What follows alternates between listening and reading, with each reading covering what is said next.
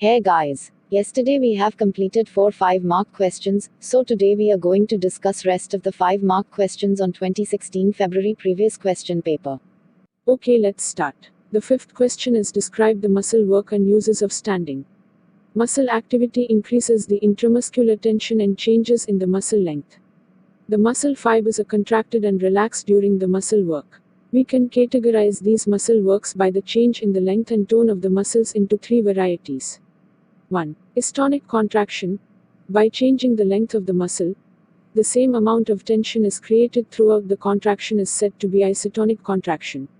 There are 2 types of isotonic contractions: concentric and eccentric contraction. 2. Isometric contraction. In isometric contraction there is no changes in the length of the muscle.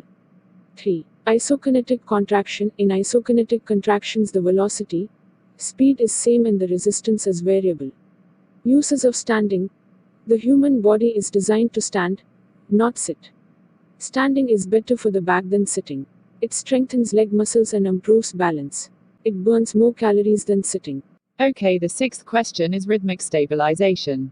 Rhythmic stabilization, isometric contraction of antagonistic muscles, is used in this technique to stabilize joints. Stability is maintained against resistance by a co-contraction of antagonistic muscles. Application of rhythmic stabilization. Rhythmic stabilization can take place at any point on the pathway of the pattern of movement. The patient is instructed to hold while the physiotherapist applies maximal resistance, alternating rhythmically from one direction to the other. The rotatory component of the pattern is particularly important for locking in the joint, and is therefore given special attention, and the direction of the resistance must be changed smoothly to hold in the simultaneously contraction of all the muscles. The patient is commanded to hold for if his effort is directional, and isometric reversal of antagonists takes place and not a co-contraction. Effects and uses. Maintenance of a co-contraction of our antagonistic muscles against maximal resistance builds up excitation, the response of the muscles is facilitated and the strength increased.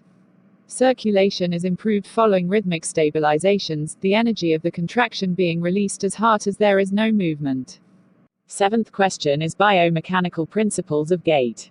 A healthy gait pattern depends on an array of biomechanical features, orchestrated by the central nervous system for economy and stability. Biomechanics, therefore, can account for much of the gait pattern, with additional motor inputs that are important for improving economy and stability. Principles of human gait combine the inverted pendulum model of the leg during stance, the pendulum model of the leg during swing, and the combined loss and generation of energy during double support to control and redirect the center of mass during transition phases of gait, first and second double limb support. 33. To efficiently walk, the trailing limb must generate positive work to propel the center of mass upward just before the leading limb performs negative work to redirect the center of mass. 33. This trailing limb positive work is primarily generated by the propulsion forces generated at the ankle and hip. Okay, the last question is derived positions of sitting. 1. Cross standing, both the legs are crossed and the weight is transmitted through both the hips. 2. Side sitting, this position is possible either one side of the hip.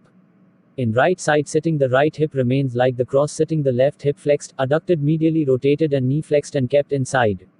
Weight is transmitted on right side. 3. Crook sitting, knee and hip are flexed in, and the feet are kept forward while sitting in the floor. 4. Long sitting, hip is flexed, knee is extended and resting on the floor. 5. Stoop sitting, sitting in the stool and the trunk is leaned forward. 6. Stride sitting, both the hips are abducted and placed in either sides of the stool. If the foot rests on the floor, the position will be more stable. 7. Foot sitting, sitting on the feet. Today we have completed 5-mark questions. Tomorrow we will discuss 2-mark questions. See you, bye.